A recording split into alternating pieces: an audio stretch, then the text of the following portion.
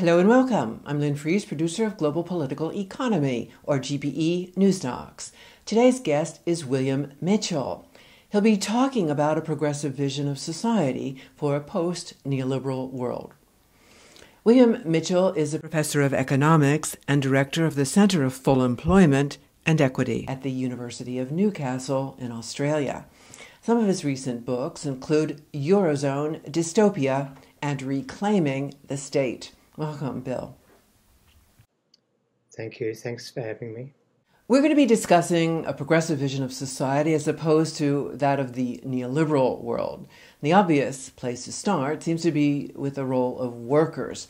So what would a progressive concept of productive labor look like in the private and public sector, respectively? If you go back to the sort of 1930s, when a lot of these ideas started to be developed, there was a concept called the gainful worker. And a gainful worker was defined as someone who really contributed to the creation of private profit through their labour. So already it was a biased or a loaded concept that was explicitly associated with capitalist surplus value production and realisation of profit. And so if you think about that, then it excluded a whole lot of other things that people could do with their labour power that didn't contribute to private profit. And that really became the dominant concept of productive work, that if you weren't doing that, then you were unproductive. And so a whole lot of biased concepts and opinions about, for example, public sector employment that aims to provide services to the community, that was considered to be somewhat suspect. And going one step further, if the government sought to use its fiscal capacity to introduce job creation programs when in times of high unemployment, then that sort of work was of the sort of work that we saw during the Great Depression and subsequent downturns. That work was dismissed as make work or boondoggling or leaf raking, a number of pejorative descriptors that were designed to bias the opinion of the listener or the reader to, well, that work's useless and it's not productive.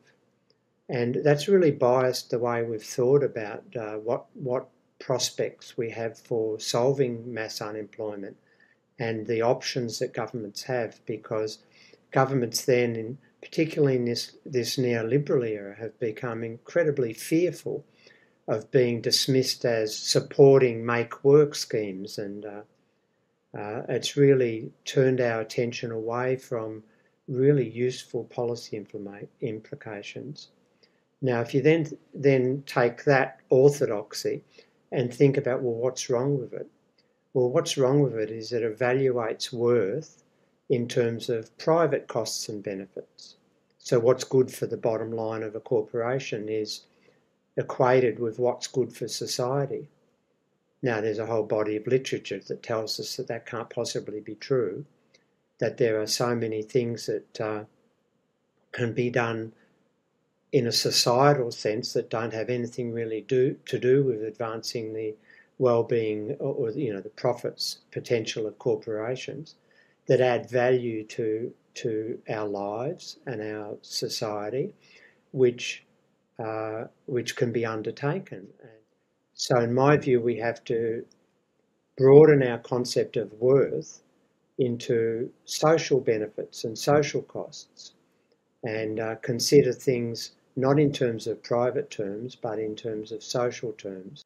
Now, there's a whole range of activities then that immediately become productive and worthwhile that will never be done as an outcome of the calculus of whether it's profitable for private companies or not, but are incredibly beneficial to society. And once you start thinking like that, a very broad concept, then the options that open up to policymakers and our response to those options in a political sense become quite different to the way we think now. Explain how we got to this way of thinking. How, as you say, our way of thinking about work has changed from thinking of work as something that's beneficial to society to thinking work's only valuable if it contributes to profits in the private sector, and that public sector work is worthless, a boondoggle. Well, I think in the immediate post-Second World War period, the role of the state was really different to what it is now. The state, in my view, in broadly the 30 years after the end of the Second World War, was a mediator in the conflict between labour and capital. And so it stood between those two conflicting classes and sought to appease that conflict in various ways, but with a definite bias toward lifting the material prosperity of labour through a number of ways, but broadly through ensuring there was true full employment, that everybody who wanted a job could find a job, ensuring that there was a safety net for those who for some short period couldn't find work. So, and that was then broadened into concepts of welfare states that ensured that people who couldn't work were able to be supported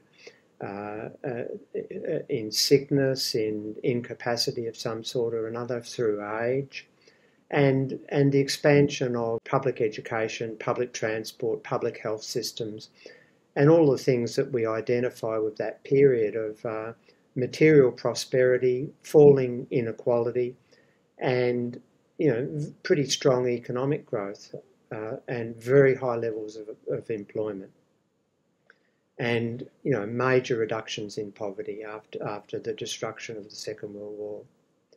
Now, that didn't satisfy the interests of capital, but they were really stuck because that social democratic era was a very powerful political force, and that we were, as voters and citizens, we were pretty engaged in ensuring that our governments, if would honour the agreements, the visions that they had outlined in 1945, 46, 47. Now, towards the end of the 1960s, there was a major counter-attack from capital. It was organised. In the United States, there was the so-called Power Manifesto that was released, and that manifesto outlined a multi-pronged way in which capital could fund initiatives to restore the political balance in their favour. And so you saw the rise of think tanks and the infiltration of the media and the creation of what we now see as Fox News in America and the derivatives elsewhere, the infiltration into the education programs and a range of other strategies that were very well funded and very well executed. And the state didn't go away. It didn't wither away with globalisation. It just became reconfigured to serve the interests of capital. The accomplishments or the changes that we deem to be characteristic of neoliberalism were really accomplished through the legislative power of the state. And the state has really become an agent of capital, working to benefit that class and using the working class as fodder. And progressively what that strategy has done has created the so-called gig economy, has retrenched a lot of welfare provisions that the state provided, privatised a lot of the utilities and turned them into profit-making bonanzas for capital, a range of other things that have accompanied that retrenchment of the social democratic era. And that's where we are now. And we're in a parlous state because of it.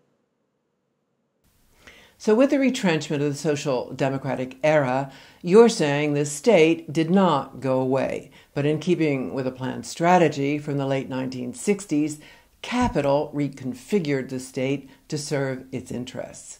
From the gig economy to the privatization of public utilities, you've given us a diverse set of examples of the outcome. And your argument being a progressive framework would place society rather than private profit at the center of decision-making, and that to advance this kind of visions, progressives need to reestablish a core focus on the main contradictions of the neoliberal paradigm. So expand on that and also give us a sense of whether or how such contradictions and so conflicts can be resolved within the capitalist system.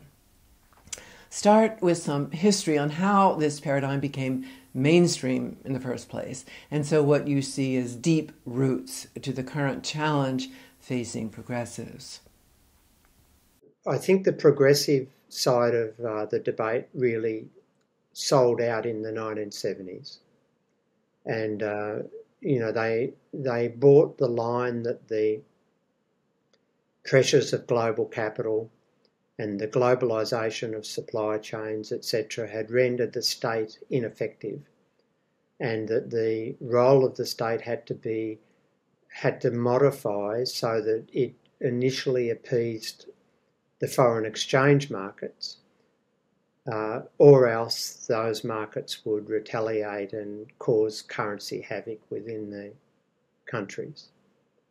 And so at that point, the progressive side of the debate really abandoned the macroeconomic terrain as a contestable terrain and started to focus research and activism on all sorts of things like identity, and methodology and a whole range of important but distractions from the main game. And we evolved into progressive writers even saying that the old framework where class conflict was the organising framework for discussion was irrelevant now. And so you had progressive writers sort of talking about, to use an example, saying that working class women had more in common with their female bosses than they did have with their fellow male workers. And the abandonment of economic class as an organising framework has been very pronounced. The issues about identity, race and sexuality and gender and things, they're not unimportant areas of inquiry. But I don't consider that they should subjugate the starting point of being economic class in a capitalist system. And so what we've had is a few decades of progressive discussions that are really, really conducted within the framework set at the macro level by the neoliberals, by the mainstream, by the orthodoxy. And that becomes a straitjacket. I've written today about a former British Labor Prime Minister thinking that the governments haven't got enough money to deal with climate change and that we then have to tax petroleum companies to get the money. Well, that's just absurd. You might want to tax the petroleum companies for another reason, but the advanced countries have all the currency power that they need to address climate issues. And so we've had this period where we've been in this straitjacket, the progressive side of the debate, and tinkering around the edges and talking about how we've got to facilitate financial markets to fund the climate challenge and all of these distractions that have led us further and further into the abyss. And progressively, I'm thinking now that the real issue, and I've probably always thought this, but I'm now articulating that as a senior sort of citizen in the academy, is that the real problem, human civilizations have collapsed historically. And I think that we're now at the end game of neoliberalism, and probably the end game, and neoliberalism is probably most advanced form that capitalism as a system of production and distribution can go. And I think that the conflicts and the inherent contradictions of neoliberalism and hence capitalism are reaching an endpoint where we're about to make some sort of change. Now, what I mean by that is that I don't believe in an existential way that human society in its current form can survive where the primary decision-making calculus is based upon the pursuit of private profit, the privileging of private profit above all of else. I don't believe that is a sustainable method of running our world. And the primary decision-making calculus you refer to is, of course, part and parcel of the macroeconomic framework, and so policy options set under neoliberalism. You already cited some instances where the framing of debate being articulated by the traditional political left, and even progressives, has acquiesced to that framework. So talk more about the path taken by the traditional political left. Well, in my last major research effort, which came out in a book called Reclaiming the State, Pluto Press, 2017, and I wrote that with a co-author, my task there was to try to understand when the turning points occurred in history. When did the Social Democrats become neoliberal? What were the precipitating events in world history where these changes occurred? And you can trace them back. I mean, a lot of people think, for example, that Margaret Thatcher led the first monetarist government. Well, no, she didn't. The British Labour government with James Callaghan as Prime Minister was the first monetarist government. And, in the early 70s, the ideas of Milton Friedman and the monetarists started to take over the academy. And then they started to permeate out into central banking and treasury departments.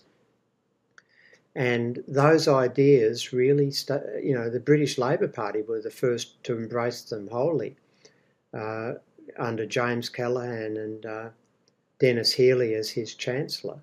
And you had that famous speech at the 1976 annual Labour conference in Blackpool where Callaghan said that the idea that governments can create jobs by spending is over.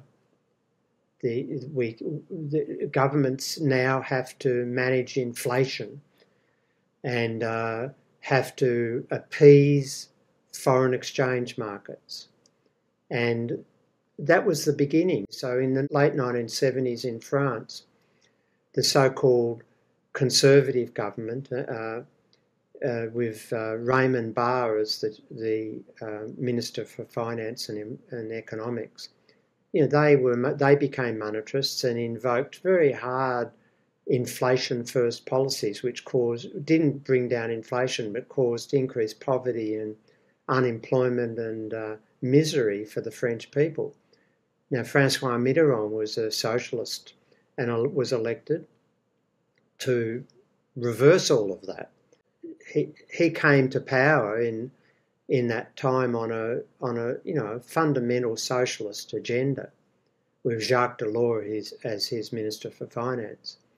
But by 1983 they had succumbed to neoliberalism, and you had the famous turn to austerity in 1983, where the finance ministry overruled the planning ministry, which was still Keynesian, and you had the so-called Frankfurt policy, the strong franc policy. And Jacques Delors basically told the French people as Minister for Finance that unless they behaved like Germans, then France was going to become an impoverished state. And, the turn to austerity was the adoption of neoliberalism by a socialist government. And, Jacques Delors then went on to become European Commission boss, and he led the way to create the Economic and Monetary Union, the Eurozone, with his work in the late 1980s, which has become the exemplar of neoliberalism, embedded in the legal framework even of the European Union. And this was all driven by so-called left-wingers, progressives, socialists, whatever you want to call them, social democrats. Progressive forces have become sidetracked in, as I said earlier, not unimportant issues, but sidetracked issues. And the main game, the macroeconomics, has just become an uncontested space where the progressive political forces will say, oh, we'll get the budget back into surplus slightly more slowly than the rest of them, and we'll do it slightly more fairly than the Conservatives, but we'll still do it. And not realising that doing it, whether quickly or slowly, is unviable and destructive. Give us a picture of a progressive vision of constructive and viable ways the state can act, and more specifically, the role of public sector enterprises. First of all, we've got to recognise that all the stories that my profession, the economics profession, tells us about the capacities of our governments are just fictions. One of the reasons why we have allowed the sort of principles of social democracy to go by the wayside is because we have all of these beliefs in the government going to go broke, or if it spends too much, it'll tax us into extinction, and all of these fictions that are just narrowing down our perception of what our governments can do on our behalf. So that's my principal role as an academic, to educate people about those fictions and to provide them with a much more realistic appraisal of what our governments can do and what the limitations on our governments are. They're not financial limitations, they're resource limitations. And once you start thinking like that, the scope for, say, fiscal policy, spending and taxation, broadens massively, and the options that we would start seeing are quite diverse and really adventurous if we really could embrace that sort of truth. That's the first step. But once we have that perception, we've got to start thinking of the state as an enabler rather than just an agent of capital, and that's going to require, for example, renationalisation of most of our large utilities and huge public infrastructure investment and a revitalisation of our public health systems, and much tighter regulation of private corporations. And, from my perspective, a fundamental outlawing of almost all of what goes on in financial markets. Now, okay, people will say pie in the sky, and I agree, and that's why I'm leaning more these days to fundamental system change rather than being able to do that type of required adjustments within the scope of the capitalist ownership system. Comment now more about government policies to support full employment. Well, if you go back to the true full employment period after the Second World War, there was strong private sector employment growth in the reconstruction phase and then subsequently as societies became richer and mass consumption became a norm. And there was strong public sector employment growth as we expanded the welfare state and management of public infrastructure and public services. But those two sources of employment were still not sufficient to ensure that everybody had a job. And what the third component was that the state stood ready to always provide jobs for anybody who wanted them, and they were inclusive to even the worker who had the most disadvantage. And so you had a whole range of jobs in public infrastructure agencies like roads, railways, local government in gardens, parks, a whole range of jobs all through the public sector that were relatively low paid. They were minimum wage or around that. They were always available. They didn't discriminate on colour, on gender, whether you were mentally ill or not, whether you'd just come out of prison or not, whether you were just wanting a short-term job or not. They always were there to soak up the people who, for whatever reason, couldn't find a job in the, let's call it the regular economy, whether it be private or public sector.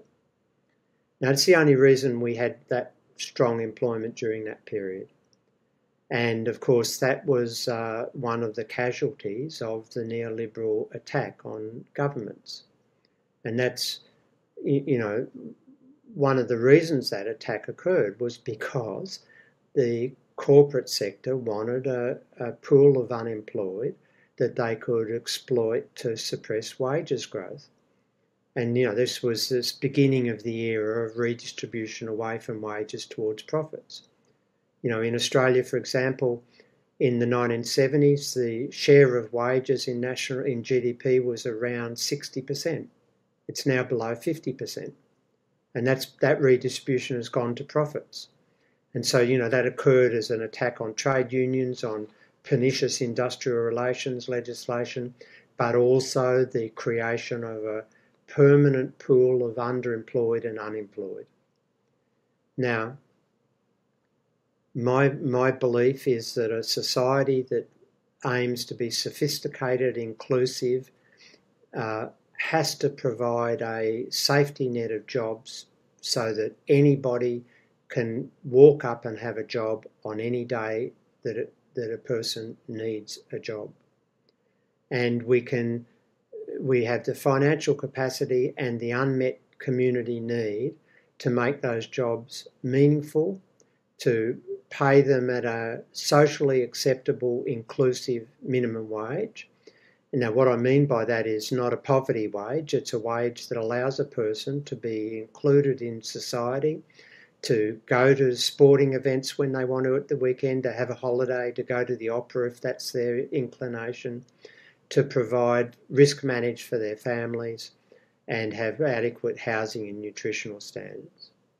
Now, every nation has the capacity to do that, and that would provide a sort of minimum level of security and sophistication for society and satisfy the human need to feel included and productive. And our concept of, going back to our beginning point today, we can broaden productivity to be very inclusive.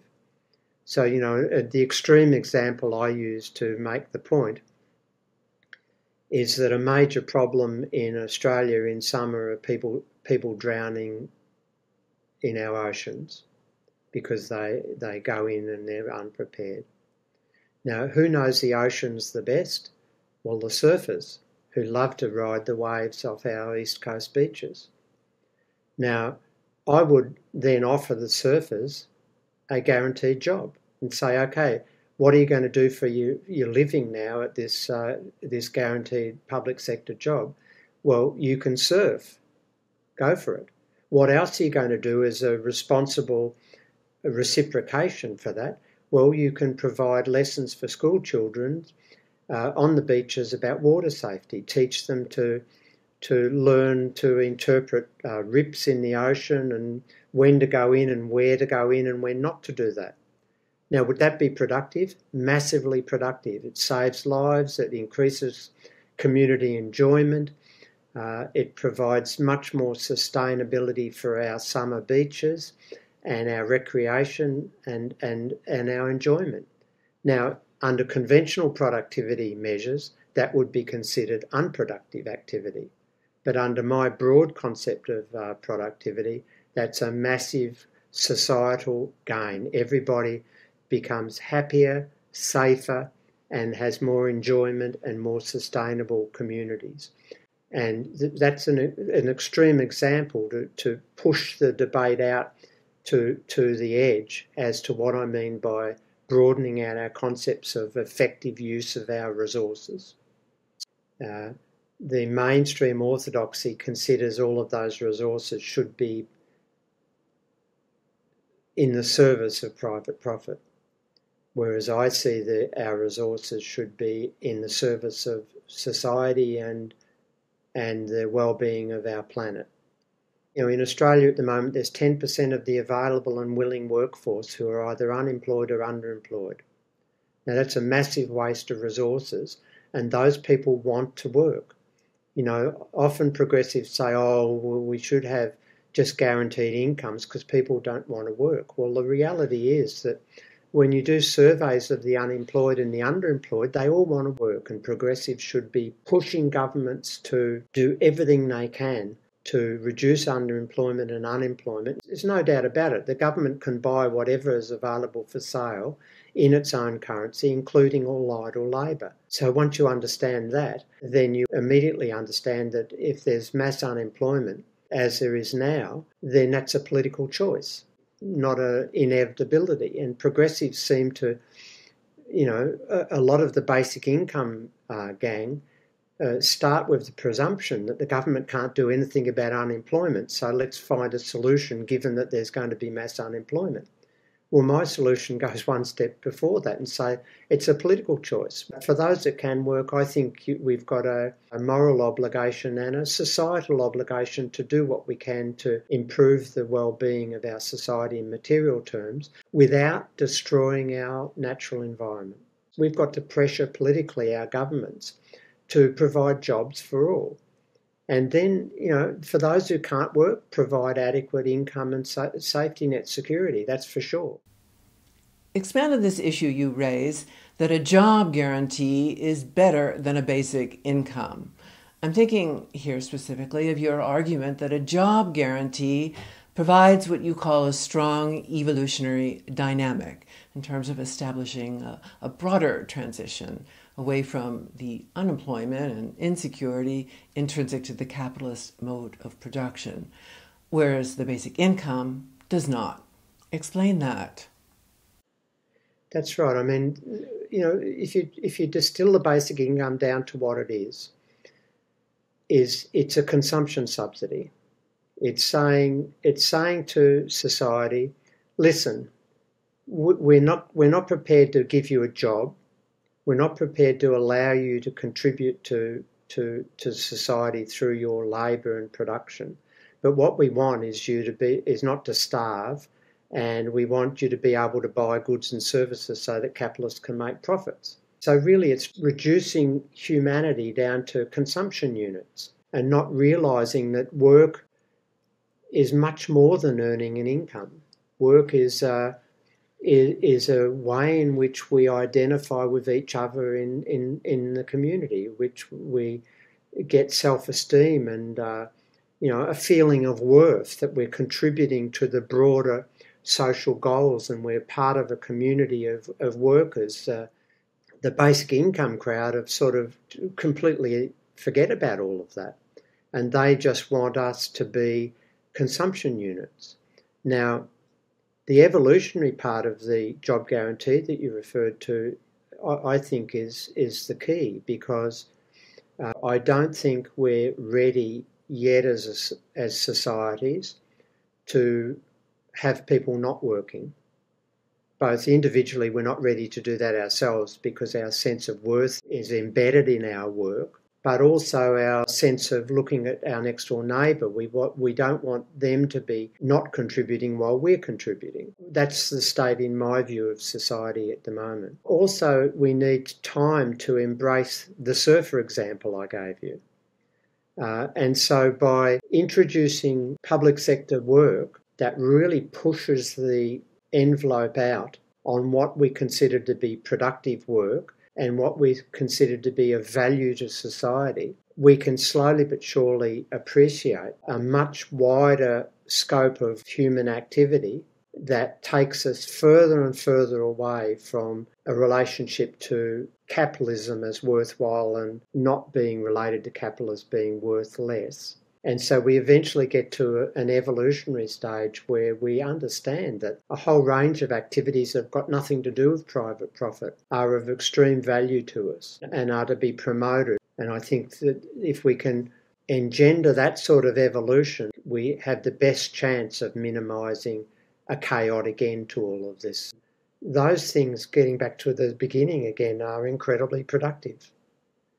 And because in terms of a measurement system that measures productivity by social worth and social value rather than private profit and private value. And I think that should be the progressive agenda. It's not, but it should be, and it's certainly my agenda. We're going to have to leave it there for today. William Mitchell, thank you. You're more than welcome. Thank you for having me. And thank you for joining us.